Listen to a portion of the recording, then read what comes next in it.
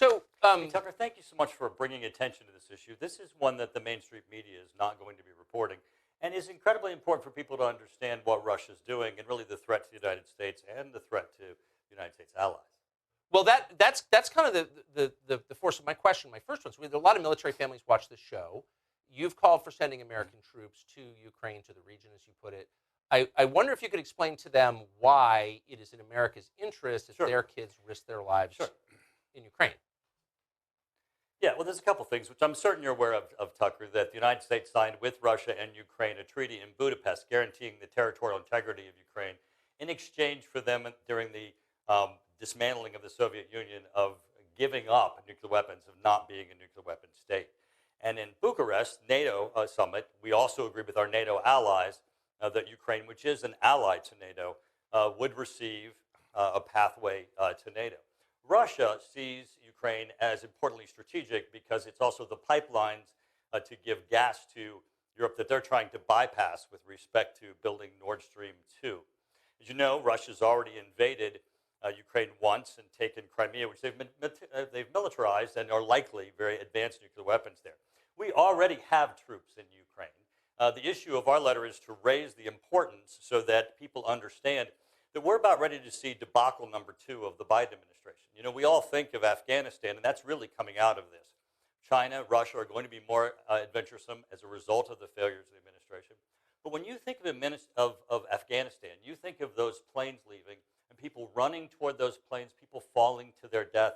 And as you know, Tucker, if those planes were Russian, no one would be running toward them. This is the idea of America, of democracy, freedom. But may I just ask really quick? And it's certainly one that is an ally of ours. So the lesson of 20 years in Afghanistan and the tragic and cowardly and counterproductive exit from Afghanistan is that we need more troops in Ukraine? I don't. So why should the average American care about the territorial integrity of Ukraine? Sincerely. Okay. So Ukraine is a strategic import of the Black Sea. Most of the reports that you've been seeing of Russia being aggressive with our ships, aggressive with our planes, are in the area of the Black Sea, which is an important area for us and our NATO allies. 4 countries, Romania, Bulgaria, Greece, and Turkey, all border it, of which we have reciprocal defense agreements.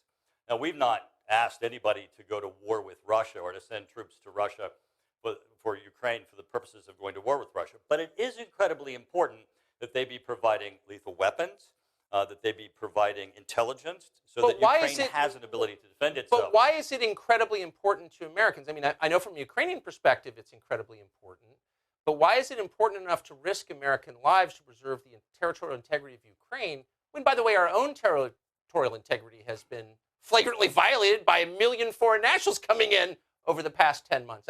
I wonder why the emphasis on Ukraine's borders and not ours.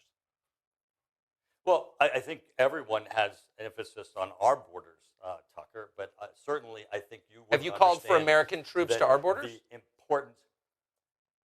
Everyone has called for American troops really? That is on our side, Tucker. But I think what you're missing here is the fact that because the president has failed in Afghanistan, both Russia and China are looking at threatening their neighbors, including Taiwan, including Ukraine, countries that are important to both our allies and to the strategic importance of the areas in which they are. What we've asked for is don't be Obama.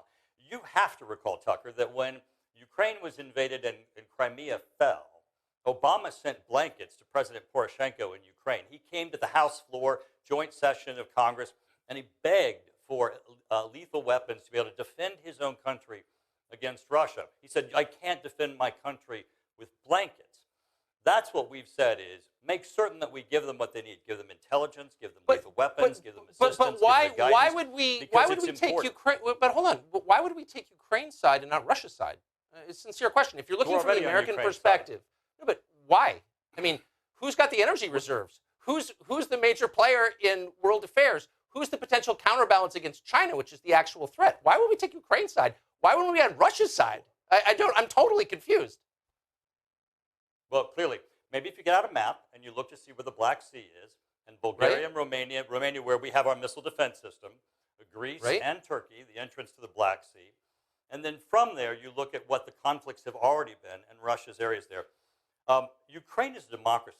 Russia is an authoritarian regime that is seeking to impose its will upon a validly elected democracy in Ukraine.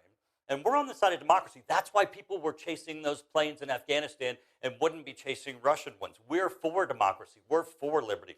We're not for authoritarian regimes coming in and changing borders by tanks. Russia isn't showing up on the border with ballot boxes. They're showing up on the border with tanks. And that's why we need to make certain we're on the side of democracy and give the aid that's necessary so we don't have another Obama sending blankets to a country that's being invaded.